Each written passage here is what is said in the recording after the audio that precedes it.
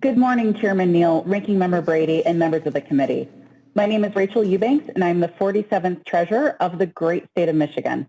I am honored to be here today to deliver remarks as a member of the National Association of State Treasurers, or NASS, and I want to thank you all for holding today's hearing on such an important topic. I plan to elaborate on specific policies and tools, but I would first like to make a few general points about municipal financing. One, the tax-exempt treatment of municipal bonds is a critical keystone of our federal-state system that enables state and local governments to finance the lion's share of our infrastructure network. It should be protected at all costs. Two, if we are truly to close our infrastructure deficit, we will need both funding and financing solutions. And three, while states and local governments are grateful for the much-needed fiscal aid included in various coronavirus response packages, such aid represents one-time shot-in-the-arm rescue policy and does not negate the need for long-term stable financing tools.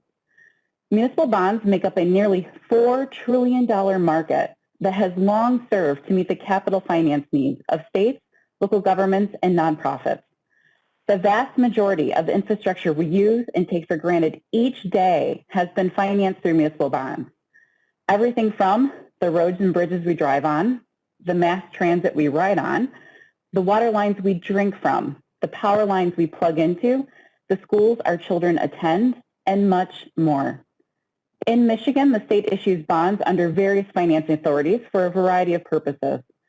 In the past decade, we've leveraged markets to finance billions of dollars in critical infrastructure investments, benefiting Michiganders each day. Even in current markets where spreads are tight, the tax exemption on municipal bonds continues to lower the borrowing costs of infrastructure for our states and local governments. This core principle is built into the financial models and assumptions of virtually every state and local government. Without exemption, our shared constituencies, the American taxpayer, would ultimately bear the added borrowing costs. Members of Congress, including members of this committee, have put forth several proposals on how municipal bonds could be further strengthened as a financing tool to spur additional infrastructure investment. From 2007 to 2017, the state of Michigan, our local governments and school districts within Michigan, issued more than 586 advance refunding bond issues, amounting to a total par amount of over $15.4 billion.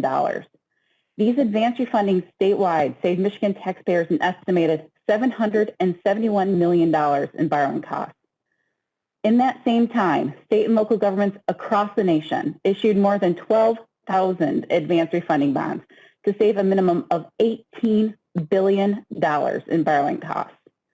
Restoring the ability to advance refund tax-exempt municipal bonds would be the most effective financing tool for spurring additional, sustainable, and continued infrastructure investment. In addition to restoration of tax-exempt advance refunding bonds, there are other policies that could further expand financing options for state and local governments. Modernizing and expanding the provisions of the code around bank-qualified debt would help support access to affordable lines of credit for particularly smaller and rural communities in our states. Creating a new iteration of taxable direct subsidy bonds, similar to Build America bonds, would expand the buyer base for municipal securities. Such bonds, however, would need to come with a strong protection against future sequestration debt. Expanding qualified private activity bonds, or PABs, including exempting certain qualifying projects from state volume caps, or altering the formulas used to calculate caps, would also spur greater infrastructure investment. While NASS does not have explicit policy on many of these provisions, state debt professionals would agree that taken together, they would significantly increase financing tools for greater infrastructure investment.